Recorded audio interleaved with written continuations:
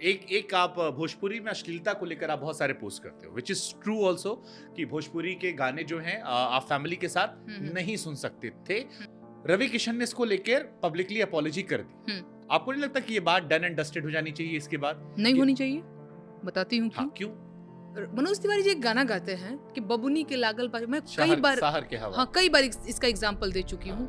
बहुत सारी लड़कियों का आपने शिक्षा बाधित किया, उसकी जिम्मेदारी लेंगे, उसकी भरपाई आप कर पाएंगे। आप कितना भी माफी मांग लेंगे, आप कितना भी हाथ पैर पकड़ लेंगे कि अब मुझे माफ कर दो, बहुत बड़ी गलती हो गई। और ये तो सिर्फ एक गाना है, बहुत से गाने हैं।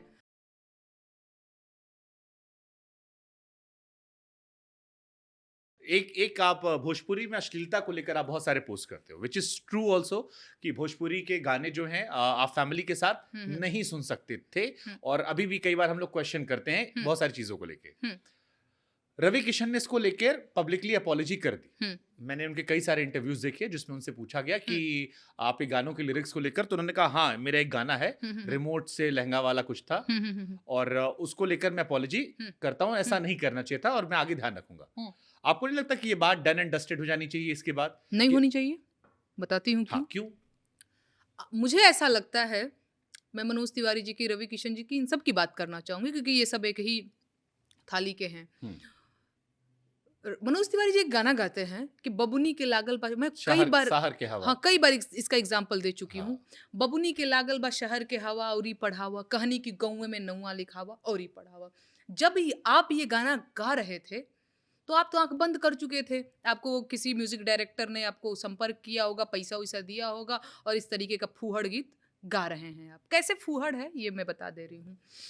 जब आप ये गीत गा रहे थे तो घर में जितने भी मम्मी पापा टाइप के लोग थे, जिनके बच्चे थे, जिनकी बिटिया थी, उनके मन में एक बात जो आ गई कि बेटियों को बाहर नहीं भेजना है पढ़ने के लिए क्योंकि उनको शहर की हवा लग जाएगी। ठीक है।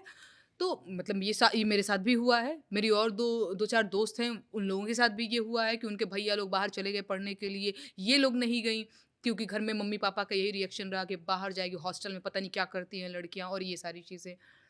बहुत सारी लड़कियों का आपने शिक्षा बाधित किया, उसकी जिम्मेदारी लेंगे, उसकी भरपाई आप कर पाएंगे। आप कितना भी माफी मांग लेंगे, आप कितना भी हाथ पैर पकड़ लेंगे कि अब मुझे माफ कर दो, बहुत बड़ी गलती हो गई।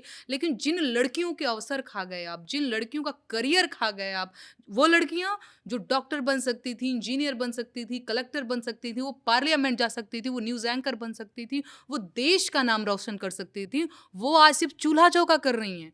बेडरूम से किचन, किचन से बेडरूम। जिम्मेदार हैं आप क्योंकि आप उस टाइम मिशन चला रहे थे। और ये तो सिर्फ एक गाना है, बहुत से गाने हैं। हाफ पैंट पहन के घूमे ली, वो गाने बेबी बियर पी के नाचे लगली, हाँ। फटाफट खोल के दिखाओ शहर के तितली, शहरी लड़किया से दूरे रहिए बबुआ। बहुत से गीत गा गा करके आप लड़कियों को जो है अपमानित करते रहे, महिलाओं को आप बेइज्जत करते रहे। तो इसकी वजह से लड़कियों पे, महिलाओं पे बहुत बुरा असर पड़ा है ना भाई, इन सब चीजों को लेकर के। वो बाहर तक नहीं आ पाई पढ़ने के लिए। तो माफी मांग लेने से तो पाप नहीं खत्म होगा भैया आपका। ठीक है। अब इस पे क्या है, जैसे अभी हाल फिलहाल में कंट्रोवर्सी हुई थी, अंबानी के यहाँ शादी थी, शाहरुख खान ने रामचरण को बुलाया तो उसमें कुछ इडली विडली कह के बुला लिया था। इडली विडली, इडली कह के उन्हें संबोधित किया था, इडली खाने वाला। हाँ, because is from south India. Okay okay okay. फिर उस कंट्रोवर्सी जब थोड़ा डीप में हम गए तो पता लगा कि 2001 में शाहरुख की कोई फिल्म आई थी, 2000 के आसपास। अच्छा। उसमें भी उन्होंने अपनी फिल्म में डायलॉग यूज किया था, बट तब ये डायलॉग कंट्रोवर्शियल नहीं हुआ था बिकॉज तब बहुत सारी चीजें इडली जैसा कुछ बोला, सेम साउथ इंडियन को ऐसे करते हुए। इस बार बहुत कंट्रोवर्सी हो गई। रामचरण की मैनेजर ने कहा कि आप लोग डिस्क्रिमिनेशन करते हैं साउथ इंडिया को लेकर, और बहुत सारे बैशिंग जो है, और एक नई बहस चल गई कि आप लोग नॉर्थ इंडियन साउथ इंडियन को डिस्क्रिमिनेट करते हैं। सो उसमें ये निकल कर जब हमने रिसर्च की तो ये निकला कि 2000 में ये अननोटिस गया था। तब शायद इतने वोकल नहीं थे हम, बहुत सारी चीजें आती थी, डबल मीनिंग गाने। इनफैक्ट पुराने हिंदी गानों की बात कर रहा था मैं, परसों एक सिंगर आई थी तो उनसे मैंने टोनी कक्कड़ को लेकर कई बात करता है तो शी सेड कि 60s के दौर में भी, 70s के दौर में भी कई सारे सिंगर्स थे जो डबल मीनिंग गाने बनाते थे, और बहुत सारे बॉलीवुड के गाने जिनको हम सुनते थे, but they were just part of music. अब उसको लेकर प्रोटेस्ट ज्यादा होता है, चाहे वो एनिमल मूवी हो कि अल्फा मेल सही है गलत है, बट उनमें ज्यादा लोगों को मानना कि फिल्में समाज पर इतना असर करती होती तो कई अच्छी फिल्में देखकर सब अच्छे बन गए होते। तो हम्म। इनको जस्ट एंटरटेनमेंट पे लग के छोड़ देना चाहिए, देखिए या अब समय के साथ चीजें बदल गई हैं, ये उनका तर्क आता है। ठीक है, देखिए तो हाँ, दो चीज। एक तो पहले लोग मुझ पे ये भी आरोप लगाते रहते हैं कि बॉलीवुड में बहुत गंदगी है, वहां तो नहीं बोलती हो। बॉलीवुड गानों में भी बड़ा डबल मीनिंग टाइप की चीजें हैं, उस पे तो तुम कुछ नहीं बोलती हो। मैं 2-3 चीजें इसमें बताना चाहती हूँ कि मेरा काम हिंदी को लेकर के नहीं है, मेरा काम भोजपुरी को लेकर के है। सबसे पहले हम अपने अंगना में झाड़ू लगाएंगे, बाद में हम द्वार पे झाड़ू लगा लेंगे, ठीक है। दूसरी चीज ये है कि भाषा को लेकर समाज में जब आप रहते हैं तो बहुत सारी चीजों को लेकर के आपको जिम्मेदारी लेनी पड़ती है। जैसे आपको वोट डालने की जिम्मेदारी है। आप कहते रहते हैं कि लोकतंत्र का महापर्व है, आपको जो है वोट डालना होगा। तो आप उसी, जैसे मुझसे कल ही एक सवाल पूछा गया कि ये तो भाई हमारा पर्सनल चॉइस है कि हम क्या गाएंगे, हम क्या खाएंगे, हम क्या पहनेंगे।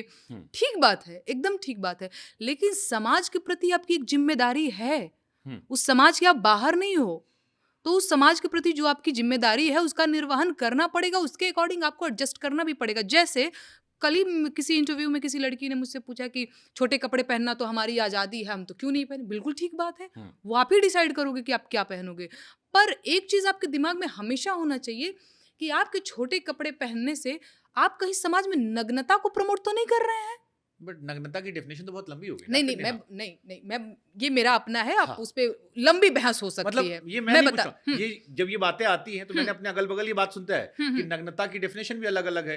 एक है कि वो कंफर्टेबल वो पहन रही है, एक है कि आप असहज हो रहे हो। नहीं, वही तो मैं कह रही हूँ कि समाज में आपके अगर कपड़े पहनने से 4 लोग अनकंफर्टेबल हो रहे हैं या ऐसा लग रहा है जैसे आप नग्नता को किसकी समस्या होनी चाहिए, उन 4 लोगों की या उस लड़की की? नहीं, देखिए ये फिर मतलब से मैं आपका वर्जन जानना चाह रहा हूँ कि अगर किसी लड़की के क्लीवेज दिखने से 4 लोग अनकंफर्टेबल हो रहे हैं, कह रहे हैं ऐसे कपड़े पहनोगे तो कुछ हो जाएगा। देखिए मैं इस पे कुछ भी कह पाना मुझे लगता है कि बड़ा मेरे लिए मुश्किल है, क्योंकि एक तो पहले मैं उस टाइप के कपड़े पहनती नहीं हूँ। मुझे लगता है कि बट एक आपका थॉट प्रोसेस तो होगा ना उसको लेके कि अगर कोई लड़की के क्लीवेज दिख रहा है। देखिए मैं इस चीज के वो मेट्रो में सफर कर रही है। देखिए मैं इस चीज के फेवर में हूँ कि ये आप ही तय करोगे कि आप क्या पहनोगे। पर मुझे लगता है कि इस चीज का ध्यान आपको जरूर रखना चाहिए कि आपके किसी हरकत की वजह से या आपके किसी कपड़े की वजह से या आपकी भाषा की वजह से सामने वाला असहज ना हो जाए। जैसे बात करने का भी एक तरीका, एक तो गाली की भी भाषा है तो समाज में ही एग्जिस्ट करता है। True. हम और आप यूज भी करते हैं। True. पर हर जगह तो यूज नहीं कर सकते, आपको पता है। शादियों में भी गरिया जाता है। हाँ, वो तो दूसरी बात हो गई। शादियों में गरिया जाता तो आदमी उसको सम्मान से लेता। शादी की अगली सुबह किसी को गाली दे करके देखिए तो आपको झपड़ मार हो जाएगा। तो उसका ध्यान तो आपको रखना ही पड़ता है। ठीक है। तो मुझे लगता है कि भाषा को लेकर के इन लोगों ने बहुत बर्बाद किया है भोजपुरी भाषा को। भोजपुरी भाषा की जो खराब छवि है वही उसका जो है पहचान बन गया है। अच्छा, चलो इस पे